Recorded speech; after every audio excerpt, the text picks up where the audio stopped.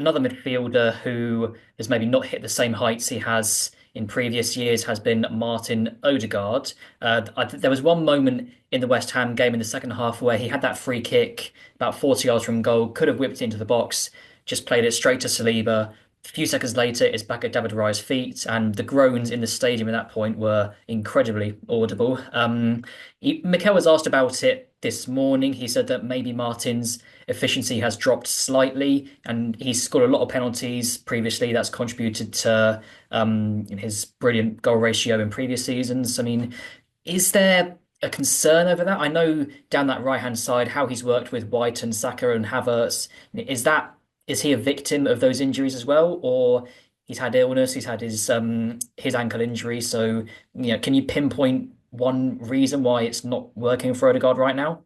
I don't think there's one reason. I think you're right. There's been sort of multiple reasons why it's not working. I think he looks like a player who, at the moment, he's trying to be at his very best, but he clearly isn't there. The work ethic's still there. He's still charging around doing what we know Odegaard can do, but I think his head's a little bit muddled at the moment. I think that free kick's a great example of it as well. I just don't think he's playing with that sort of freedom. I think his head is very clouded at the moment, probably mixed with frustration, with tiredness, fatigue, injury, whatever, and it's just impacting him. But we go back to Marino playing up front. I think you could have been a fantastic forward.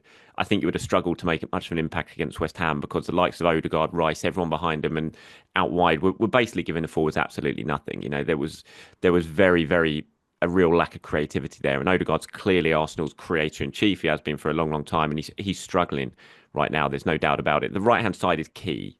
I think, that has been decimated, and that's been such a strength to Arsenal. And there's a real sort of telepathic understanding between Odegaard, White, and Saka. And, Arsenal's success over previous seasons has kind of been built on that right-hand side.